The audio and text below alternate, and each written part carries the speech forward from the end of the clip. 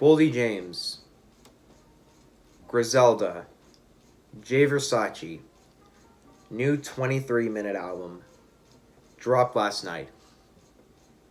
And how I was feeling overall, like going into the Versace tape, is something. Well, I'm somebody who like generally did enjoy and has enjoyed what I've heard of Boldy James in the past.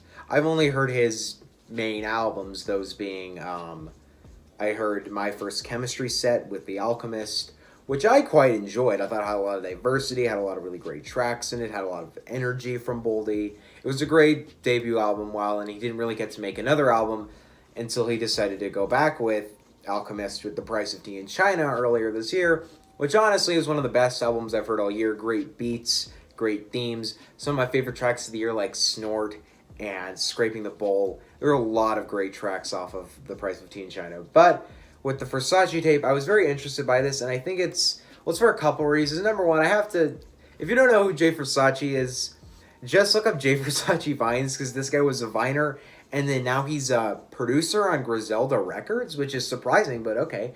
And I'm closing this out. But Boldy James has decided to sign on to Griselda, which is exciting because it's cool seeing somebody like Boldy, who never really has gotten the chance to really see much mainstream success, joining onto a label that, while Griselda isn't too mainstream, they're far more mainstream than a lot of these rappers are, and Griselda sees the light of day of rappers like Eminem and people like that a lot. So being on to a label like Griselda is a great opportunity for Boldy, and I'm happy that he decided to make that move. And also, I just love hearing him with West Side Gun. Okay, first of all, this 23-minute album opens up with the Pony Down intro, which is a news report that is talking about a $2,500 pair of glasses that were stolen off of a victim right off his face. I failed to see the point of this being actually on the album. Like, I understand maybe being in the context of maybe Boldy James maybe this fits. I didn't really see why this fit, but I don't hate it. I didn't annoy me, I guess. Then we get the opening track, Maria, which is one of the better tracks off this album. It has a very nice jazz beat. I like the progression of the track. I think Jay. Well, I really don't know. Okay, I think Jay. First of all, this is what I want to say, is that Jay Versace's production here, I feel like its jazzy sound can work, but it doesn't really work. And let me explain what I mean by that, is that his production comes less across like the more jazzy sound that, let's say, The Alchemist follows, and more kind of just is sleep inducing. I wouldn't say on this track. This track has a nicer beat that actually does keep you engaged. But I don't really feel like I feel like he's giving it his all, but I don't really feel like it's great production, especially great production for Boldy James, because Boldy doesn't really mesh with really any of these beats all that well. This song, I enjoy it. I think it's one of the better ones off the album, but it's okay overall. That's what I'll say. It does have a skit at the end where somebody is talking to a poor man whom is asking for a couple cents to get money, and he gives him a couple cents and he's whining, and it doesn't really, I get why it's here. I actually don't get why it's here. I understand maybe he wants to put some grander theme across the album, but I don't understand why this is here. It comes less across as, oh, that's cool, and more just as kind of annoying. Cartier, I think, is better. I think it's a more enjoyable track. I think it has a nicer beat, and the lyrics are more on point. But I still don't think Boldy really gives it his all. And I feel like that's the thing with this album, is that I feel like as the tracks go, Boldy and Jay Versace's, I think, effort into the album just continues to get weaker and weaker and weaker as we move along the track list. And it's like he gives so much energy on My First Chemistry set and the Price of Tea in China. I don't understand why that energy isn't really being translated here. And then at the end of this, we have a skit about somebody talking about how they moved from Detroit and they were in some big trouble because they killed Jimmy Hoffa and they're looking for a magic dragon.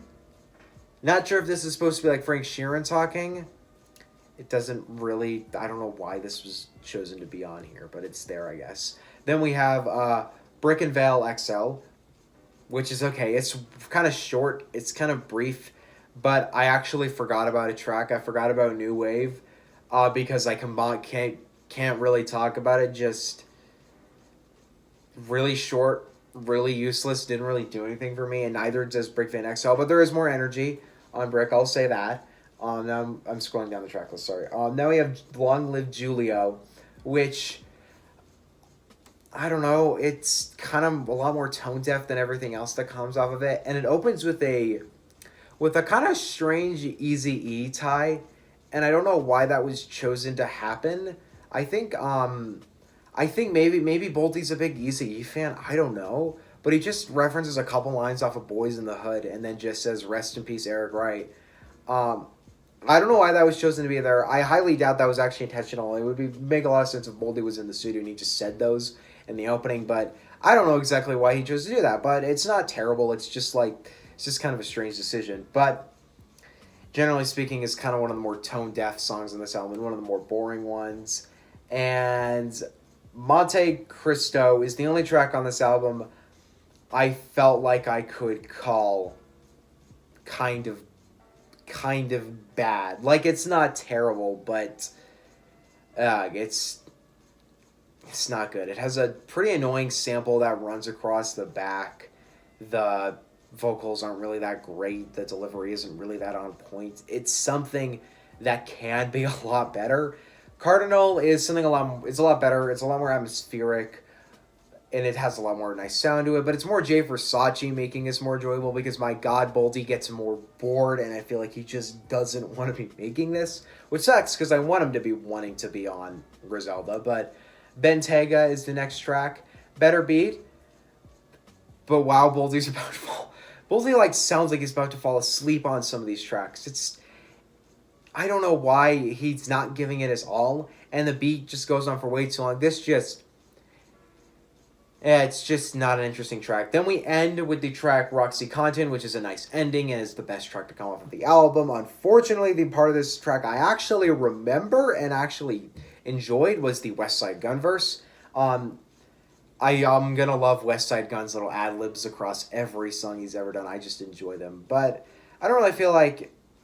I honestly don't really feel like Boldy really gave it his all on this track. West Side did, though, because West Side's always giving it his all. That's what I like so much about him. But it has a better beat, definitely has probably one of the best on the album. But, man, I think the issue that came across with this album is that I don't hate Jay Versace and I don't hate Boldy James at all. I enjoy Boldy James a lot, but I feel like neither of them really gave it their all. It obviously feels like a mixtape, more of a mix and a play, but it feels honestly a little half-assed to me. It's not that I think this is bad, and I think both of them did okay, but neither of them, I don't really feel like maybe Jay Versace is the one to be producing Boldy. Thus far, the only thing I've heard Boldy produce over is Alchemist, so maybe I don't have as much of a range. Maybe I've listened to more about Boldy James mixtapes. I understand different production works better for him, but I don't really feel like Jay Versace is the person to be producing for Boldy. I hope we do hear more Boldy. I don't know if whatever. It's fine if we don't hear anything else from him this year, but if next year we hear another album from him, I'd be excited for that. I don't have any hype died down for either of these guys. I just feel like both Boldy and Jay could have given this more of a big effort, and instead it kind of comes less across as a big, oh my God, welcoming party for Boldy to be in it, and more of a kind of freaking boring album that just, more to have thought about it, the more I'm just kind of not really loving this. I'm kind of bouncing back between two ratings, and I'm sitting at a B- for this. I was thinking of C+, but I'm going to stay on B- because I do enjoy a lot of tracks of this. I'll probably revisit Roxycontin and Maria. I'll probably revisit a couple tracks off of this, but yeah, not really as much of the effort I feel like they could have given it. Maybe if I listen to other albums today, like Dave East, nobody's really talking about anything else today, so I think I'm just gonna listen to this and just be done with this, because I didn't love it, but I don't think I'm gonna review anything else today. Also, thank you guys for 350, I think is the view count at the Nas reaction, which I dropped right before I went to bed. Like, that thing is rising to be one of the most popular videos on this channel, and I barely dropped it. And I'm sorry for thinking Eminem is better than Nas. It's just my personal outlook. I like more Nas albums than I like Eminem, but trust me, if I had never heard Eminem, I don't think I'd even care about music as a whole. What do you guys think on the Versace tape? Let me know in the comment section below. Don't forget to subscribe. My next full album review is probably going to be King's Disease for Nas. But I will maybe make some more videos across this next week. I've been thinking of maybe doing a Logic ranking since I feel like No Pressure has been out for a couple weeks. I have really processed that. I'll listen to it a few more times. I quite love it, by the way. That's an album that's getting better over time. But we'll see how else this goes. Oh, never mind. I'm just remembering what my next review will be. It's going to be Slime Language 2 from Young Thug, because that's dropping. I don't know if that's... I think that's tomorrow that drops. Okay, if that drops tomorrow, I guess Young Thug Slime Language 2 is the next thing I'm reviewing. See you guys next time. Goodbye.